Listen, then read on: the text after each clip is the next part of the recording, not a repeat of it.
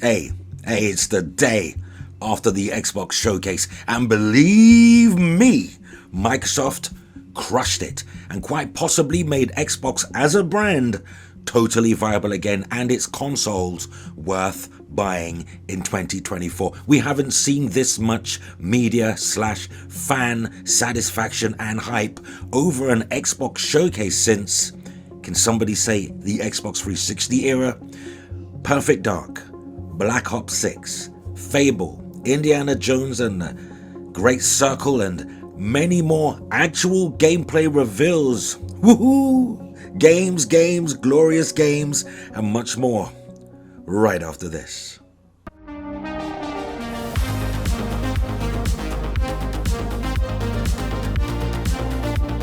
Welcome back to a long overdue Foxy Games UK video. Like, subscribe, hit notification and all that good stuff. Applicable links available in the video description. Yes, I know it's been a hot minute. I haven't been active on this channel, but I am back, baby. New and improved. Less of the politicking, more of the I want to play all the best games, don't care where, don't care how. But OMG. With all the negativity that has plagued Xbox in recent years, much of it self-inflicted, it's time to admit Xbox absolutely nailed it with the 2024 Xbox Showcase. Xbox is back on form, you better believe it. Whether you prefer other platforms or not, regardless, it's time to give Xbox its flowers for what was probably its most significant, most impressive, perhaps greatest showcase in decades. I kid you not. I got Xbox 360 circa 2006 E3 feels with this one.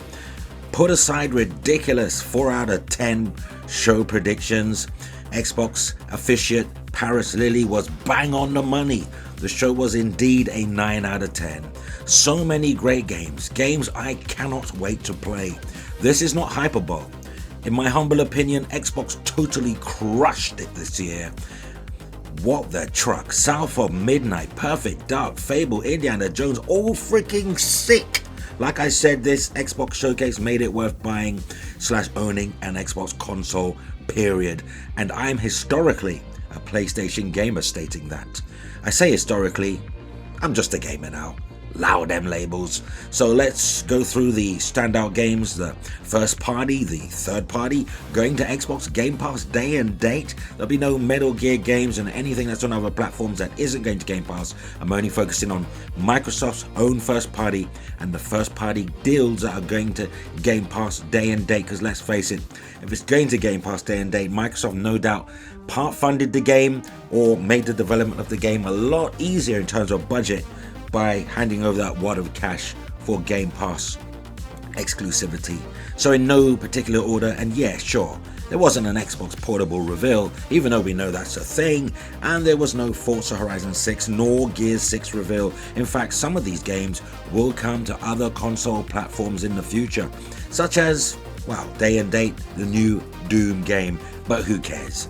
You get to play 80 to 90% of these games on an Xbox or PC first and via Game Pass at no extra cost. We've never had it so good. So we should probably start with the new hardware announcements. After all, you're going to need somewhere to play these wonderful games unless you're copying a pretty expensive PC. So starting with the Xbox Series X 1TB edition. This is the all-new digital Xbox Series X, now in Robot White with a 1TB SSD. This is a perfect option for digital-first players to experience the speed and performance of the Xbox Series X. This is all from the Xbox Wire, by the way, and will be priced at around $449.99 US dollars or 499 euros, and I'd say that will be around $449 in the UK probably as well, or $429. Enjoy visually stunning and immersive worlds with up to 4K resolution while bringing popular franchises like Call of Duty, Halo, Forza, Diablo and more to life with the power and speed of the Xbox Series X. The Xbox Series X 1TB digital edition will be available this holiday. The announcement date is to be revealed later on in the year, I believe. But then moving on to the Xbox Series X 2TB Galaxy Black Special Edition. Again, the most powerful Xbox available, now with 2TB SSD. It's a special edition, and it comes in a black and green finish with a black and green controller, the wireless Xbox controller featuring the Galaxy Black D-pad and Velocity Green back case. Only available with the special edition console, which is fabulous. This is going to be around $600 or 649 euros, and we'll wait for official pricing dates and release dates on that. So you've also got the new and improved Xbox Series S 1TB SSD, now in Robot White. Last year, Xbox introduced the Xbox Series S 1TB Carbon Edition, which was a perfect fit for those looking to enter into the Xbox ecosystem at the lowest possible price. Now they're offering you the white version, the Robot White 1TB version, which is a lot cheaper. It's $349 or 349 euros. Again, you'll have to wait for official dates on that one, which is splendid news if you want to enter into the Xbox Game Pass ecosystem at the cheapest possible way. Yes, a lot of people may go onto the PC, but bearing in mind, if you don't already have a fairly meaty PC, that could be an expensive option for you. So yeah, pre-orders are coming soon. You'll have to check back in the coming months to learn about market availability, regional availability, estimated retail pricing in those regions as they share pre-order details. So there you have it. So that's the hardware. Let's get on with the games. First up, Indiana Jones and the Great Circle debuted with brand new gameplay footage. The intrepid archaeologist's latest adventure will launch later this year on Xbox Series X and S and PC. No mention of PS5 on this one. Get a taste of the action with the new footage debuting during the Xbox showcase. Now, I gotta say, it blew my freaking mind. Wonderful visuals. It's about time Xbox started flexing its visual graphical muscles with their hardware, because PlayStation has really been wowing us in terms of, you know, standout visuals and everything else. But yeah, grab your hat and whip and get ready for an adventure when Indiana Jones and the Great Circle launches on Xbox Series X and S and PC later this year. So it is a 2024 game. You become the famous archaeologist and face off against sinister forces as you fight to uncover the truth behind one of the history's greatest mysteries. In addition to revealing the launch date, the Xbox Showcase debuted brand new gameplay footage and scenes from a pivotal moment in the game. Now, play Indiana Jones and the Great Circle day one on Game Pass when it launches later this year on Xbox Series X and S and PC. You can also purchase digitally, I hope there's a physical boxed version, Microsoft.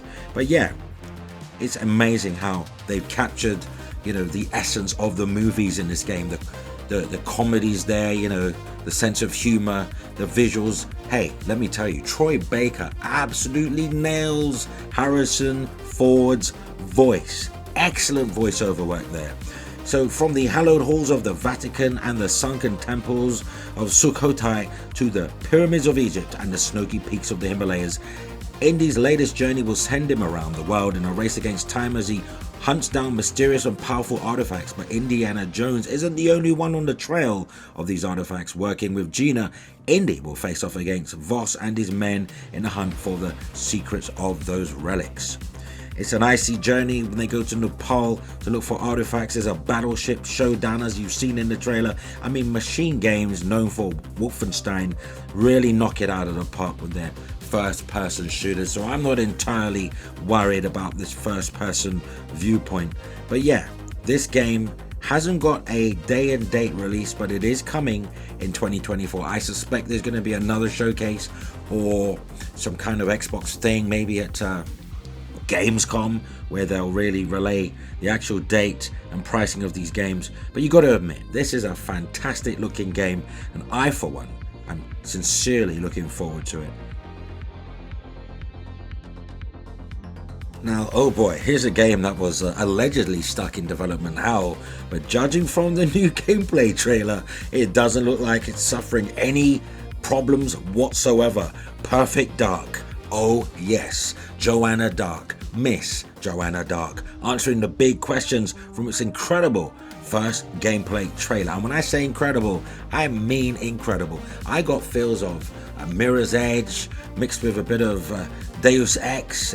The animations, the shooting mechanics, everything just spot on.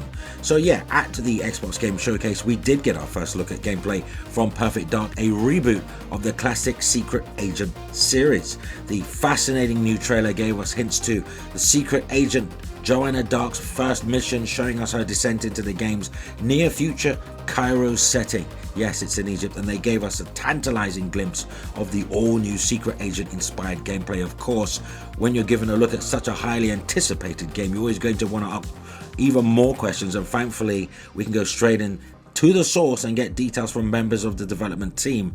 The initiative is co-developing Perfect Dark with Crystal Dynamics of Tomb Raider fame and other partners to make up the Team Perfect Dark development. Now let's take a deeper look and answer some of those burning questions. What kind of game is this? Well, as you can see from the trailer, it's first person. Perfect Dark is a first person secret agent thriller. It's a female Bond, loving it, and near future world rather, with the blessing of the original Perfect Dark studio Rare. Not to mention Microsoft actually owns Rare, so it wouldn't have been hard to get their blessing.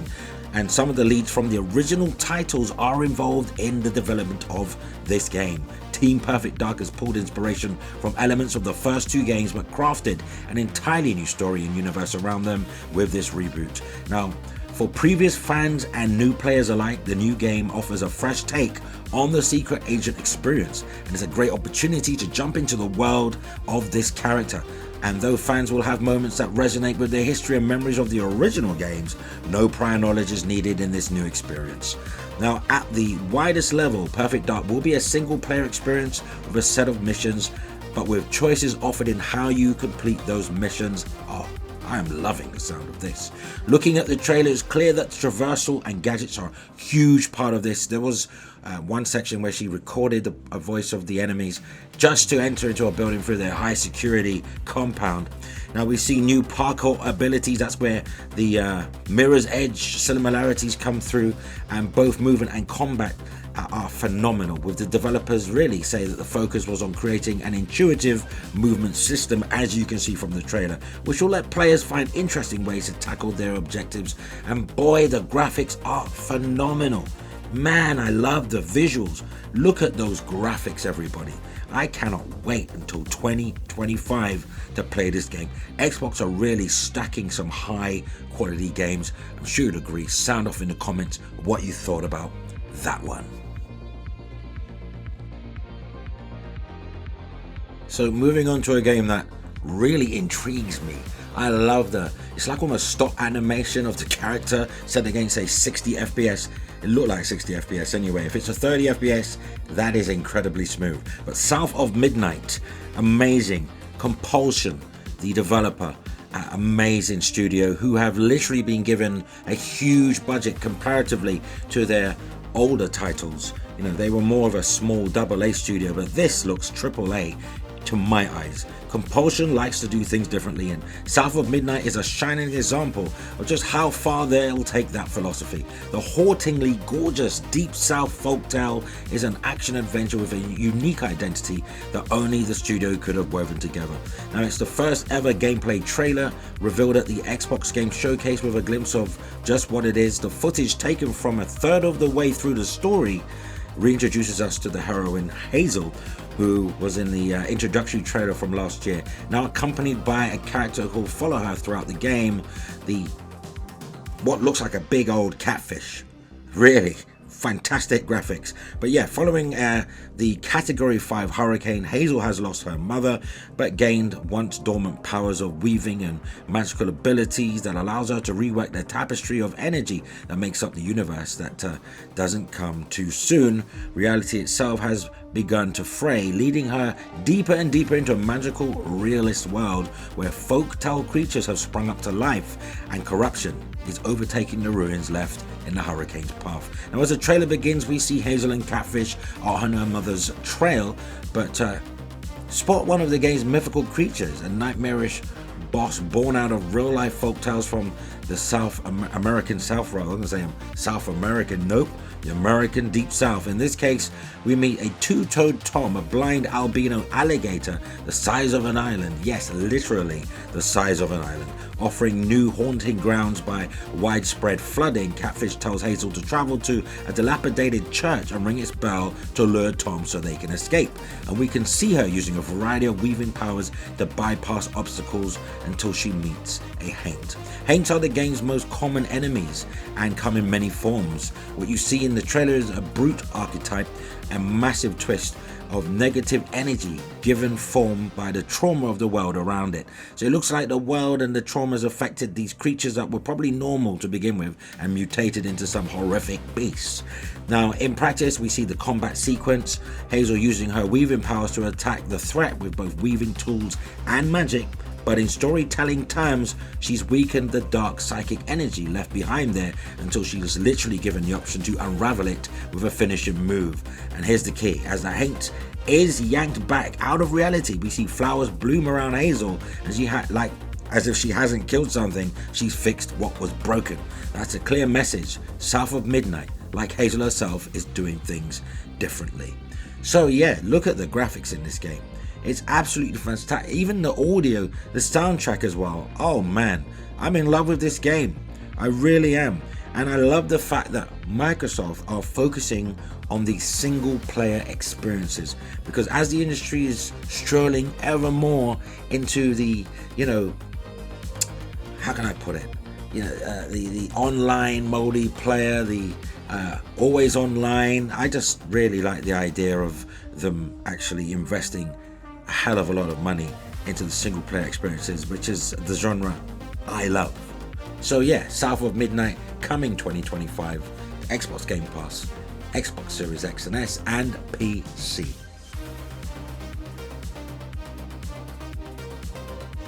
Okay, moving swiftly on to Doom, The Dark Ages, which was revealed at the showcase, and one of few games that's actually labeled as coming to PlayStation 5. A lot of the other games do not have the PS5 logo. That doesn't mean they're not coming at a future date, but right now we're focusing on what is officially announced, and Doom is one of them. Coming to multiple platforms, as Phil Spencer himself said in an interview, Doom is historically a multi-platform game, and they don't want to take that away. Vile forces push a kingdom to the brink, fangs gnashing, their furies emboldened by the flames of hell's own malevolence, and no mortal blade cuts their masses down, no bulwark stays their advance, no army dares to match them in the battlefield, but you will, or I will. You are the super weapon primed to destroy evil. For when hell is at the gates, the Doomslayer answers. Stand as the unrelenting champion against evil in Doom, The Dark Ages, a single-player action, first-person, epic shooter like nothing ID Software has made before. Prepare for battle in 2025 when Doom The Dark Ages arrives on Game Pass, Xbox Series X and S, PC, and, as I stated before, PlayStation 5. So yeah, game's looking phenomenal, as you'd expect. War rages in hell. I'm not sure if it's a direct sequel to Doom or actually a prequel. It states cinematic prequel to Doom 2016 and Doom Eternal. There you have it. Go medieval on battalions of demons made up of all new threats as well as familiar foes reforged from Doom's classic bestiary. Excellent. Coming 2025. What more can you say? And as expected, Call of Duty Black Ops 6 received its worldwide reveal. Essential intel on campaign multiplayer and zombies. Black Ops returns following the Xbox Game Showcase and the Black Ops 6 Direct. Learn all the initial details across all facets of the game, which is releasing on October 25th. Not that far off. Gain insight into the signature Black Ops campaign, the massive multiplayer offering with the return of classic prestige, global innovations like Omni movement, and return of round-based zombies. So yeah, you're forced to go rogue, hunted from within. Welcome to Black Ops. releasing on Friday, October 25th, developed by Treyarch and Raven Software. Call of Duty Black Ops 6 is a spy action thriller set in the early 1990s, which follows on from the 80s, which was Black Ops, the last Black Ops game, Cold War. So a period of transition and upheaval in global politics characterized by the end of the Cold War and the rise of the United States as a single superpower with a mind-bending narrative and the unbound rules of engagement. This is signature Black Ops. So the initial intel campaign was Black Ops 6 campaign takes players to a new point in time, the early 1990s, in true Black Ops fashion. The fictional story builds on the history of time, thrusting you into a strange and clandestine conspiracy where a shadowy force has infiltrated the US government. Anyone who resists is branded a traitor, forcing players to go rogue for the first time to fight the very machine that created them. Nothing is what it seems, and the truth may be hard to fathom. As they say in the trailer, trust nobody, drawing you ever deeper into intrigue, distrust, and mind-bending psychological revelations. This is true signature Black Ops style.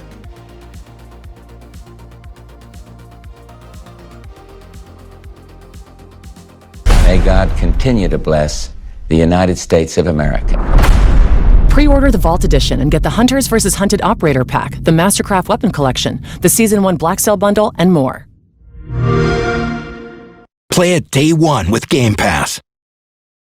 Now here's the game that blew my mind. I literally thought, and you can't blame me, I thought this was a remake or reimagining of the original Gears of War release back on the Xbox 360, especially with that Mad World theme tune playing in the background. Oh, such nostalgia. The iconic Xbox 360 2006 trailer, and what a sterling job. They just mimicked the whole feel of that with real-time in-engine graphics. This was all in-engine, so you can expect the game to look like this bad boy. Yeah, we're talking about Gears of War E-Day, which is a prequel to Gears of War. So we're going back to find out how it all began, how it all started. A young Marcus Phoenix. Amazing. Reinventing a mad world, why Gears of War E-Day represents the future of the series. So many were expecting Gears of War 6, but apparently not. So there's a new brutal trailer of Gears of War E-Day, which got revealed during the Xbox Game Showcase. It's an origin story that depicts the horror of the Locust invasion on Emergence Day through the eyes of Marcus Phoenix. Developers at the Coalition share further details on how this long-awaited origin story is being built from the ground up in Unreal Engine 5. Yes, this was unveiled in a surprise announcement during the Xbox Game Showcase today, which I'm sure nobody saw coming, alongside an explosive trailer that takes us all the way back to Emergence Day. The trailer introduces us to the defining moment in the Gears of War series that sees the fearsome Locusts make themselves known with a brutal ambush from below against the world of Serra. Here we'll follow a younger version of the original heroes, Marcus Phoenix and Dom Santiago, as they begin their fight against the Locust invasion. This event is the catalyst for everything we know and love about Gears of War, and the Coalition are just amazing, really pitching this to Microsoft, and thank goodness that Microsoft agreed. You know what I'm saying? Because yeah, what can you say? You see those graphics? Do you see those graphics? This just brings it all back. Oh man, it's brutal, gruesome. I love the dark side of it now, because I believe Gears became a bit too colorful, a bit too flamboyant for my liking. I like the older Gears, particularly the first Gears, which had more of a horror element to it. Very dark, an origin story, and it wastes no time in reintroducing us to Marcus as he engages in a brutal struggle with the aforementioned Locust drone. Unlike previous outings with him though, this is the first time that the seasoned horde soaring soldier we all know has faced off against enemies like this, and you can feel the strain and helplessness as he jousts with this inexplicable monstrosity, before finally fending it off with his retro Lancer in the most gruesome fashion ever, with the whole scene opening up to a city that is in turmoil. Yeah, this game is no release date. That's the only bummer, no release date. But I'm telling you, it's a this generation game. Okay, it's definitely coming out on the Xbox series of consoles, possibly cross generation with Then next gen, who knows? But this is definitely coming on an Xbox Series X, and I'm all for it. And now, will you just look at Fable? I think this might be the best looking game I've seen on the Xbox console, which I previously said was Hellblade 2. But looking at this, I mean, if this is how we're going to play in game, mind blown. Microsoft's Fable reboot shown off with a new trailer and a 2025 release window.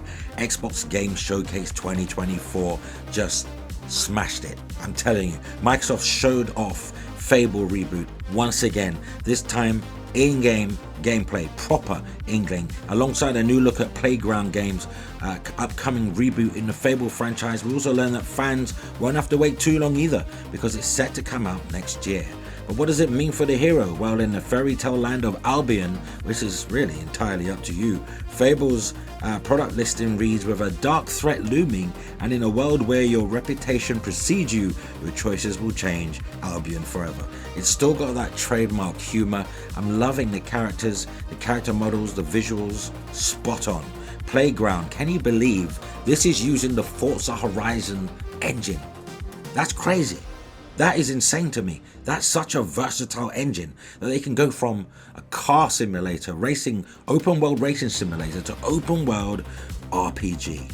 Playground's revival of the much loved fantasy role-playing game series was announced back in 2020 as a new beginning, and also in 2023's Xbox Game Showcase gave us a better idea, with an idea of what to expect with the IT Crowd's Richard Ayoade. So this reboot is the first mainline Fable game since 2010's Fable 3, and one of the Xbox Game Studios' biggest upcoming titles. I mean, just look at it.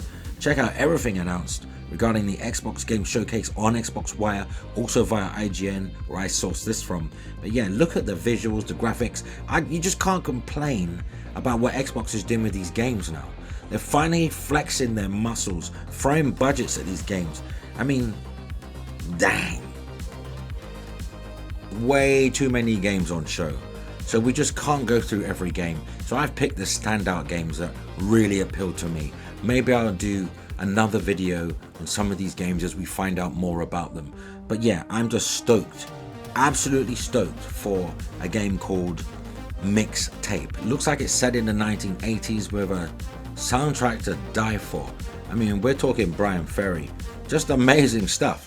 I don't even know what this game is really about, but it just intrigues me. I love the art style. I love the theme. I'm a big 80s guy, so anything 1980s era, I'm all for that. You know, you can count me in. So yeah, we'll revisit this one. And there was also Stalker 2, a wonderful new trailer, again showing off amazing graphics. State of Decay 3, which is a big improvement on the past two games. I mean, they've obviously had more budget thrown at this game. There was Avowed. I mean, a ton of game announcements. It was absolutely ridiculous. You know, just so many games. Where do you go? How do you know, Starfield, Shattered Space DLC. I've already got the premium edition, so all I have to wait is for that bad boy to become available. That's available this year. So, Microsoft really stepped it up. I've got to say, this was definitely a 9 out of 10 showcase for me. You know, because I've got to wrap it up now. Otherwise, we'll go on forever and ever. Even Microsoft's Flight Simulator 2024, visuals out of this world. I just hope a lot of these games receive physical boxed versions. Yeah, if I have to, I'll buy them digitally and have them in my Xbox, you know, video game wardrobe, so to speak. But I really want boxed versions of these games. They deserve to be released on disc. I don't care how many discs it takes, 2, 3, 4.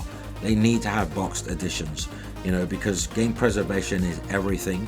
And that's something that Sarah Bond, president of Xbox, had mentioned, that they really are big on preservation to make sure that future forward-thinking hardware is able to access these games, and there's no issue at all with Xbox going forward. Phil Spencer hinted at the portable Xbox handheld coming, a lot of that stuff. There was even a lot of the Ryan McCaffrey and Xbox interview, which I'm going to play excerpts for you now, just to round things off for you, to let you know the future of Xbox is in good hands. I really do believe that. The future of Xbox has never looked better. You know, you can say what you like about Xbox in the past, but I really think they've got their act together now. Yeah, I'm sure I've missed out a ton of games. I'm sure I have, but that's just gives you an example of how many games are on during the showcase. There are games that are easily forgettable. Not that they weren't good, but you can forget them because there was just so many of them. But these are the standout games. So I'm going to leave you with the Xbox interview over some gameplay, excerpts of the Xbox interview, and so you can get a good idea of where Xbox are going, their intentions with multi-platform releases, and obviously their cloud and next-gen Xbox hardware. I'll see you very soon in a new video. Like it was as simple as that. Now, I want to bring it back though, because I get a lot of questions about, hey, if I'm an Xbox owner, what does it mean? And what I want to say, and I thought it showed up so well in the show today, you saw an amazing collection of games that are coming to Xbox. They're going into Game Pass day one. And Game Pass showed up so well. If you buy the game on our console, you get to play it on PC. You buy it on PC, you get so the cross entitlement stuff is all there. You know, and we're focused on future hardware with forward compatibility. Our commitment to our Xbox customers is you're going to get the opportunity to buy or subscribe to the game. We're going to support the game on other screens. And you are going to see more of our games on more platforms. And we just see that as a benefit to the franchises that we're building. And we see that from players, and the players love to be able to play. Well, thank you. There you go. I have to do the journalistically responsible thing now and bring the mood down. Otherwise, the internet would tear me apart. So I wanted to ask you. You haven't really commented publicly much in the last couple months. So I wanted to ask you about the studio closures and Tango Gameworks and some of the thoughts behind the decision making there. I mean, you had a critical darling in Hi-Fi Rush. You had folks like Aaron Greenberg saying it checked all these boxes for us and did all the right things here. So, walk me through the decision of why, really Tango specifically, not to disrespect the other studios that were closed, but that was the one that really seemed to kind of stick in the community's craw a bit. So, I'm hoping here that you can take the opportunity to address that closure and some of the recent changes in Xbox. Yeah, the closure of any team is hard, obviously, on the individuals there, hard on the team. And I try to spend all of my focus, as you said, I haven't been talking publicly about this, because right now is a time for us to focus on the team and the individuals. It's obviously a decision that's very hard on them, and I want to make sure through severance and other things that we're doing the right thing for the individuals on the team. It's not about my PR, it's not about Xbox PR, it's about those teams. In the end, I've said over and over, I have to run a sustainable business inside the company and grow, and that means sometimes I have to make hard decisions that frankly are not decisions I love, but decisions that somebody needs to go make. We will continue to go forward. We will continue to invest in what we're trying to go do in Xbox and build the best business that we can, which ensures we can continue to do shows like the one we just did. When you make a almost $70 billion acquisition, do you start hearing from your bosses more, or are they still staying out of your way and letting you run the business? Because that's not an insignificant amount of money to spend on growing. It's definitely not an insignificant amount of money. No, the support we get from the company, and my boss is the CEO of Microsoft, Satya Nadella. Hey, Satya. We are given a ton of leeway to go and run and grow our business. But I'll say the thing that we challenge ourselves to do is to try to do new things. Like, I think if I go back 8 years ago, we said, hey, we're going to go ship all of our games on PC and console, and if you buy one on one, you get it on the other. And I got some reaction from people of, this is the worst decision ever, this is going to be the end of Xbox. We announced Game Pass, and we started doing Game Pass. And I know some people looked at that and said, oh, you're going to teach people that games are free, and you're going to undermine the value in games. And what I can say sitting here today, from our decisions on cloud, on Game Pass, on console, right now, we have more Xbox console users than we've ever had in the history of Xbox. And even when I look at things like the impact of Game Pass, because I watch that and I love Game Pass, like how it showed up in the show today, I think was fantastic. But we also want people to be able to buy games. So I go back and I look and I say, okay, over the last 5 years, what's happened to third-party game sales on our platform? We're up double digits every year over the last 5 years on game sales on Xbox consoles. So when I look at it, I will just, doing a $70 billion acquisition will push us to try to do more. It'll push us on cloud. It'll push us to go find customers in new places, continue to think about access to amazing games, enabling creators to do great work. But I actually think for the team, that's just a self-motivation that the team has, and it's fun to be a part of. Black Ops 6 Day 1 Game Pass. Black Ops 6, sweet, right? Like, some people said I wouldn't do that. Yeah, most people in this room have probably been used to spending $60, $70 on it every year. Now, if they're already subscribing to Game Pass, and good to go. But it's a choice. Like, we didn't say to anybody, you have to subscribe to play. If you want to buy Black Ops, it's great. It's great for us. It's great for the developer. If you want to subscribe, it's also great. Like, I want to give you the choice on how you play your games and who you play with, and not try to do slimy platform things to force you to do what I want you to do. Give the players choice and what they want to do and who they play with.